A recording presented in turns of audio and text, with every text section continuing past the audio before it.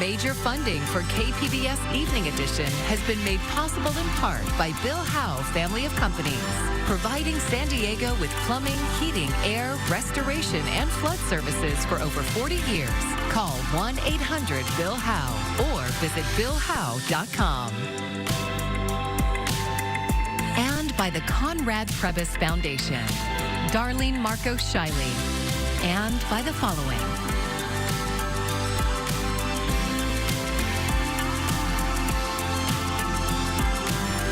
And by viewers like you. Thank you.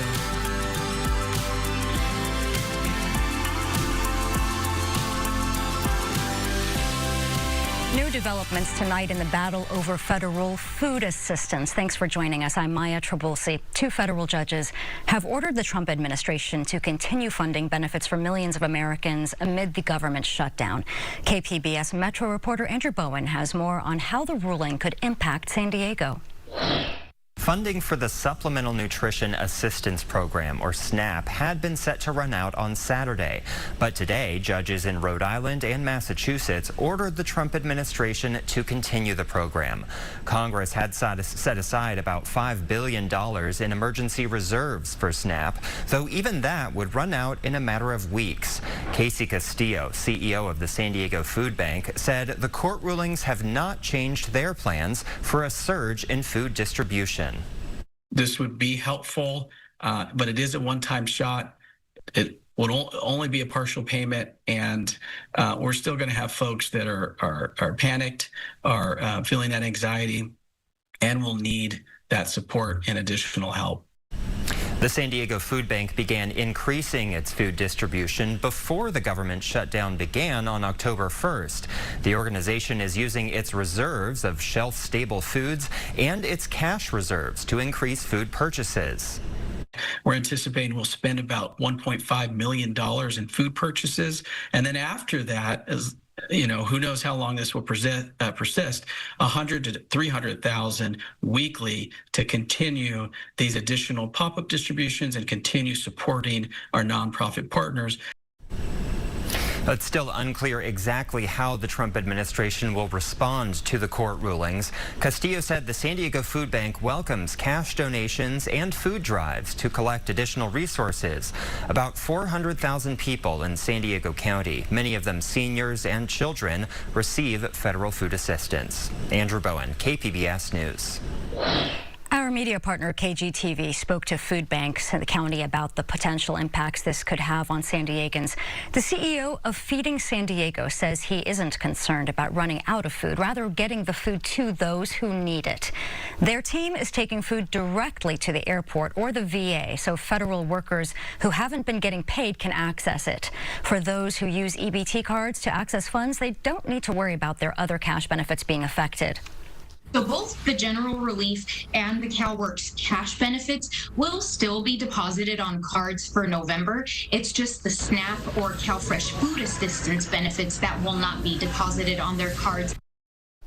And those CalWorks benefits are part of a state program for low-income families. The money will still be deposited on the normal CalFresh card. If you or someone you know is worried about how to afford groceries, you can call 211 for resources. We finally got in on some more comfort as we went through today, and with that comfort comes a few more clouds for tonight. Partly cloudy tonight as we hit 59 for the low. The question is, can we keep it going through the weekend? I'll have that full forecast coming up. Today is the first day of the Breeders' Cup. The event is known as the Super Bowl of horse racing. KPBS North County reporter Alexander Nguyen was there with all the excitement from the marquee equine event. The hats, the fashion, the horses, and the betting. The Breeders' Cup is well underway. The race is attracting people from all over the country and the world. I was like, I have to come. Matthew Martinez traveled from Chicago for his first Breeders' Cup. He fell in love with horse racing after a visit to the Del Mar racetrack earlier this summer. I won on my first bet, and I was hooked. So after I had found out the Breeders' Cup final was going to be here, I was like, should I go do it? I'm going to go do it. Love for the sport and the horses is why so many people are here today, from the spectators to the jockeys to the trainers and the owners, like Caitlin Ward. This is my first time owning a horse in the Breeders' Cup. Today's race is all about the juveniles, or the stars of tomorrow. Her horse, Lenny Lou, was a contender. It's honestly surreal. When we bought the filly that I own with my mom and dad, we never imagined that she'd bring us here. This is the Olympics of horse racing, so just to be able to have her here and on this stage, she can do no wrong. But the long weekend started on a sad note. A 5-year-old mare was euthanized after getting injured in the 5th race yesterday, the opening day of Del Mar's fall season. The event is not associated with the Breeders' Cup. Cup officials say they have a thorough safety process in place to ensure the horse's safety. You are with these horses every single day from 4 a.m. until 8 p.m. at night, and you live and breathe them. So to lose one is genuinely like losing a person in your family. But today is about celebrating those horses and the sport, as well as the fashion. This is by Ivan Grundahl. It's a designer from Copenhagen. Amber Patton says this is the best derby in the world, with the ocean breeze nearby and the California sun. She's here for the fashion and the party. I'm here with a friend, and we're just going to watch these horses race and have a couple cocktails. Maybe win some money. The main event is tomorrow, and some of the contenders are journalism, Forever Young, and defending champion Sierra Leone. In Del Mar, Alexander Nguyen, KPBS News. Living in San Diego County is expensive. Add kids to the mix and it can get hard to make ends meet. KPBS is launching a new project to find out how families with kids are getting by here. KPBS education reporter Katie Anastas has more on how you can participate. As an education reporter, I do a lot of stories about kids. I've seen the growth in demand for school food pantries throughout the county. I've seen enrollment dropping in many school districts as people have fewer kids or move away from San Diego. From childcare and clothing to sports and activities, having a kid comes with a lot of costs. Those costs can shape the rest of your household budget. Right now, the federal poverty level for a family of 4 is a little over $32,000 in annual income. But that's mostly based on one thing. The federal poverty guidelines were created back when food was the primary cost that all families had. Nancy Sasaki leads United Way of San Diego County. Every year, United Ways of California calculate what they call the real cost measure. What are those other things that all are part of just daily life, trying to make ends meet? It includes food, certainly, but there's housing, there's transportation, including gas, and for many families, it includes childcare. This year, for a family of 4, the real cost of living in San Diego County is more than $116,000. A big part of that is childcare. Other costs like housing, food, and healthcare also go up when you add kids to the mix. That's not counting things like sports, entertainment, and other non-essentials parents might pay for. I want to know how San Diego County families are making it work. Are grandparents helping you with childcare? Are you clipping coupons or buying groceries in bulk? How are you getting creative to save money? To share your story, visit kpbs.org/makingendsmeet. You'll find a short survey and a place to include your contact information. Katie Anastas, KPBS News. Last week, the County Board of Supervisors voted to negotiate buying Caltrans land in Lemon Grove. KPBS reporter Elaine Alfaro says the county plans to build shelter there for people who are unhoused in East County. Right now, it's just an empty Caltrans lot on the corner of Troy Street and Sweetwater Road in Lemon Grove. Drivers zoom past, paying little attention to the fenced space. But it could end up being a lot more. The county wants to build 60 small cabins that could shelter 1 to 2 people each. Rachel Hayes is hoping these plans finally become a reality. I was homeless for 11 years. I wish that when I was homeless, they had these little tiny cabins because you have a door and you can decompress. And you have privacy and dignity that comes with that. At their regular meeting earlier this month, the County Board of Supervisors approved the start of negotiations with Caltrans for the property. There is opposition to the decision. More than a dozen people spoke out against it at the meeting, including Lemon Grove City Council member Jessica Heredia. I actually like the program. I just think the location is bad. It's right up next to housing. Like, it literally shares a fence line. County officials hope to break ground on the project next summer. Elaine Alfaro, KPBS News. The city of San Diego is making sure residents are throwing their waste into the correct bins per California's composting law. You may notice compliance officers lifting lids across San Diego to make sure the right bins only contain either trash, recycling, or organic waste. It's a requirement under Senate Bill 1383. The program manager says it's about safety as much as it is about waste reduction. The way the trucks are set up, they'll crush the compact material, and unfortunately batteries, especially lithium ion, other types of material, when they get crushed, those cells explode and fire is a real threat. There is a life after waste, and we want to make sure that these are sorted correctly, because not only one does it impact our staff and our structural, our trucks, but also it impacts what goes into our landfill. Galasso emphasized compliance officers are not digging through anything. They're just taking a glance at the top layer. Every home will be checked at least once a year. I'm William Brangham. Tonight on the NewsHour, hundreds of thousands more people are forced to flee in Sudan's civil war. Coming up at 7 after Evening Edition on KPBS.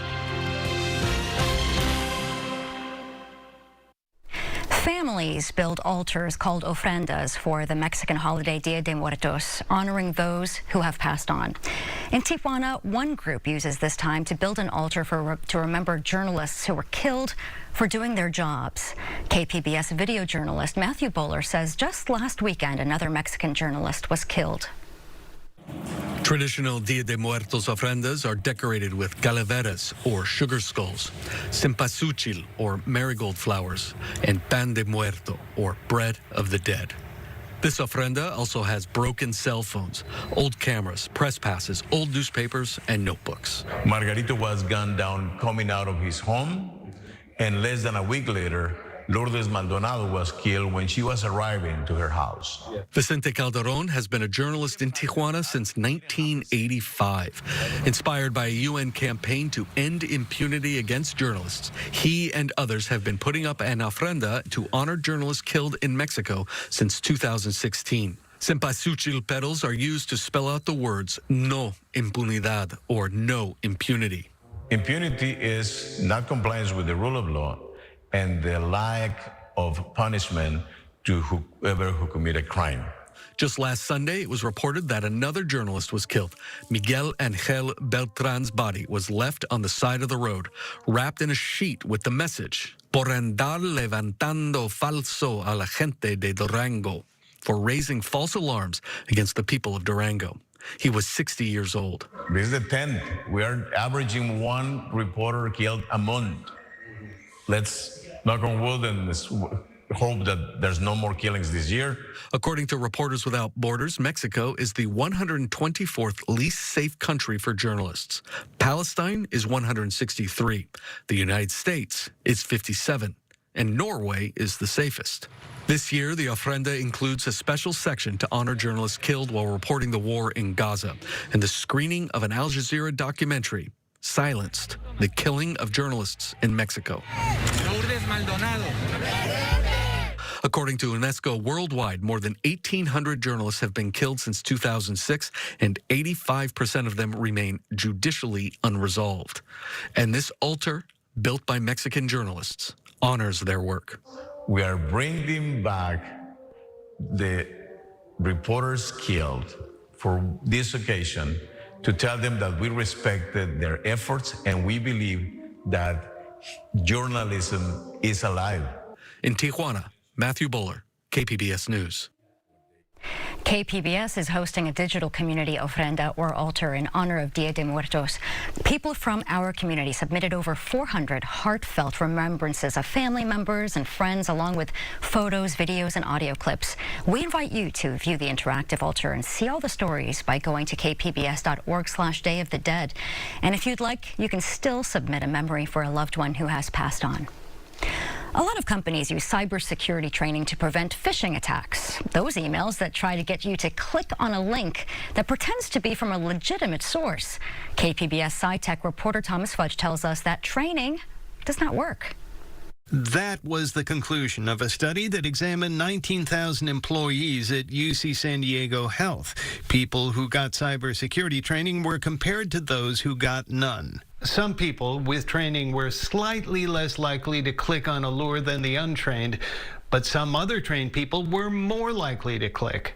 And we found that there is no relation to time and your cybersecurity annual training. And so that means even if you had just recently taken it, you are just as likely to click as someone who took it 8, 10, 12 months ago. Ariana Mirian, now a researcher at the cybersecurity company Census, was working on her PhD at UCSD when she co-wrote the phishing study. Phishing can steal your passwords, personal information, or even your money if you bank online. The study found that some phishing lures work better than others. This one, a fake message from HR, asked you to click on an update to your company's dress code policy.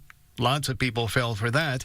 Even more people fell for a fake message to click on an update to their company's vacation policy, even if they had just taken the cybersecurity training. This graph from the UC San Diego study shows cumulative clicks over time, and it suggests that even if you don't click on the first lure, pretty soon one of them is likely to get you. And so what this is showing is each month, a new set of users were failing. So like you can imagine if this goes on forever, eventually most people will have failed at least one phishing lure. Miriam says given how ineffective cybersecurity training is, it might be a better plan to build better security into workplace computer systems. Putting that time and energy and money into other defenses like multi-factor authentication or better email spam detection, things that remove the responsibility from the end user and put it on the system itself. Because that training just doesn't seem to stick to people. Thomas Fudge, KPBS News. Streaming isn't new, but it's increasingly popular in recent years. KPBS arts reporter Audie McAfee talked to a few streamers after this year's TwitchCon in San Diego about how streaming can affect mental health, both positively and negatively.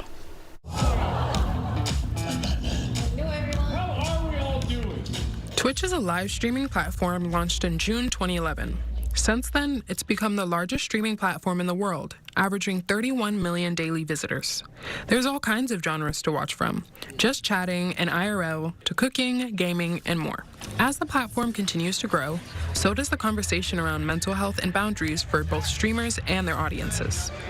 Miriam Matter is a neuroscience researcher. She says people are spending more time online than ever. There was a report from 2024 that stated, worldwide, globally, people spend approximately 7 hours a day online, which is pretty staggering.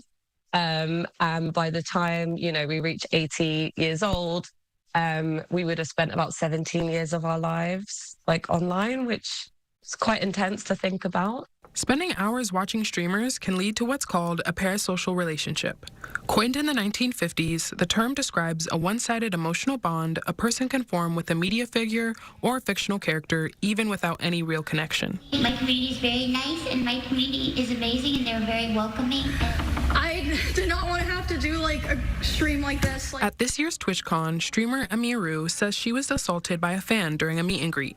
The incident drew attention to the potential dangers of parasocial relationships. Matter says donations can create complicated dynamics between streamers and their audiences. I feel like there are damaging elements to being online so much that people feel they know you, and people feel they can approach you, and people feel they can cross boundaries that they wouldn't normally cross with strangers in the street, because they spend so much time watching you online and you give so much of your personality, and we're not seeing 100%.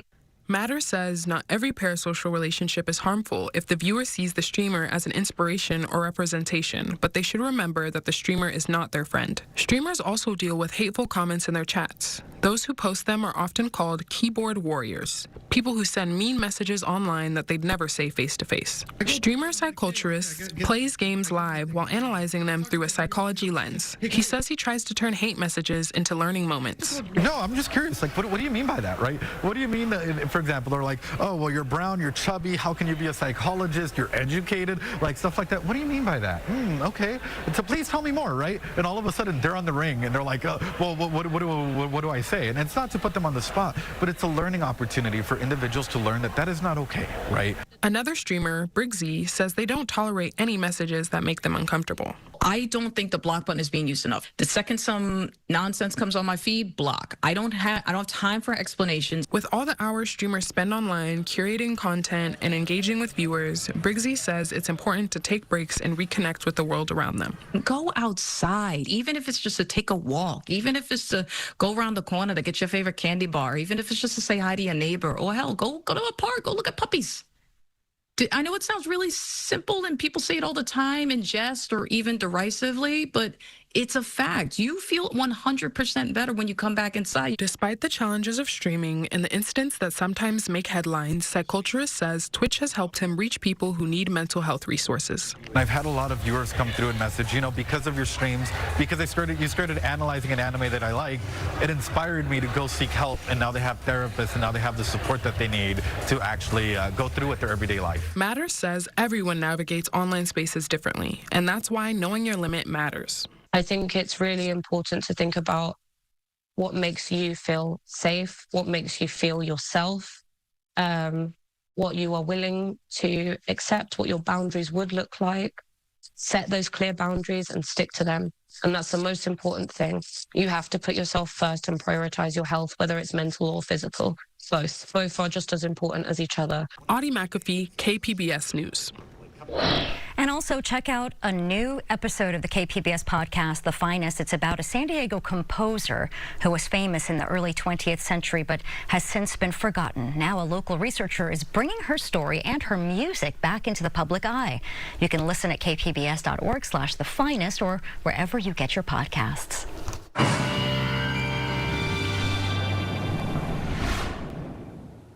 We had quite the warm week recently, and now we're drug out of it, thankfully, and that's some good news.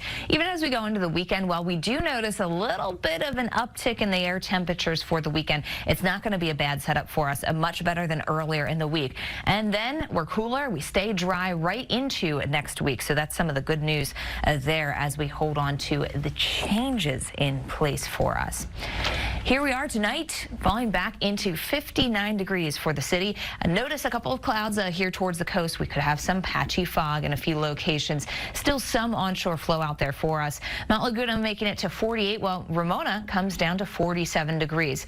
Our story doesn't change too much for Saturday and Sunday. One thing, though, that this air mass will do is help to create a subtle offshore flow. So that's why our temperatures will go up just a little bit here as we head throughout your Saturday and Sunday.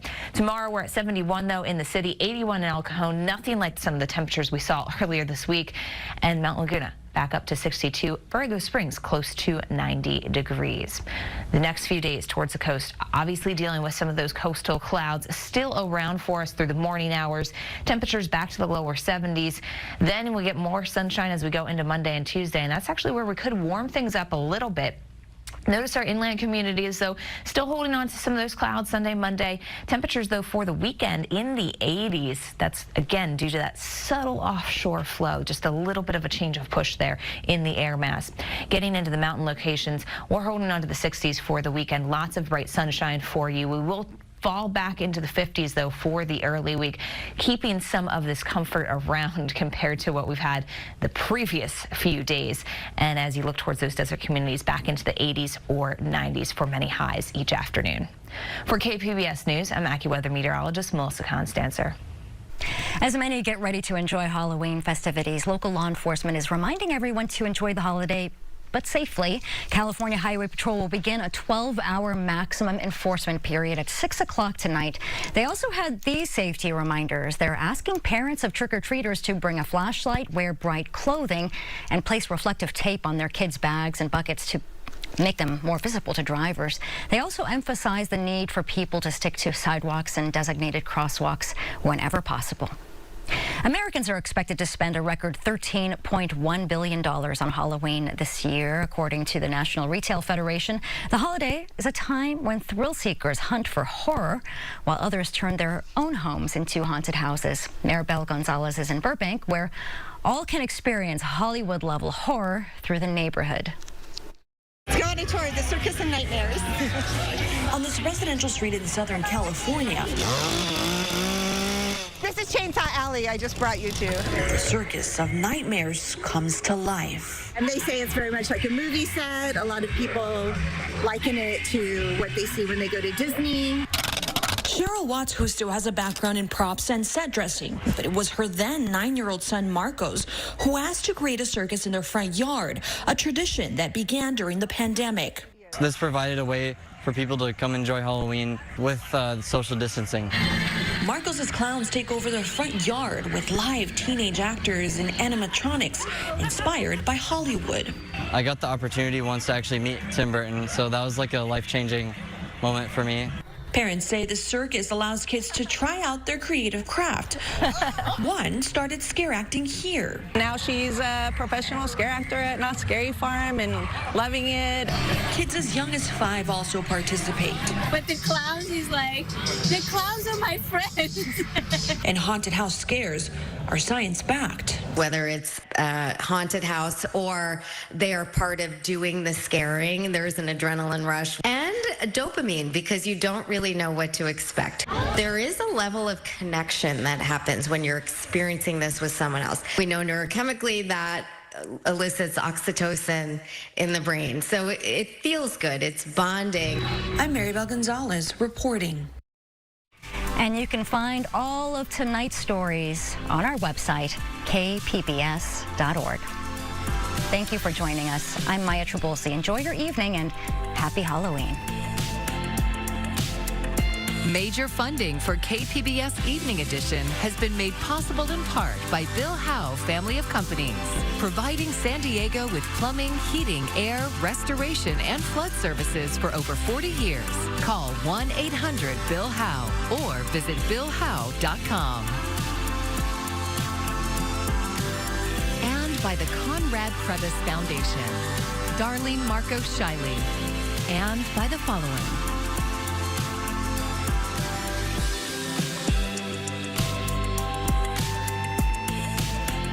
By viewers like you. Thank you.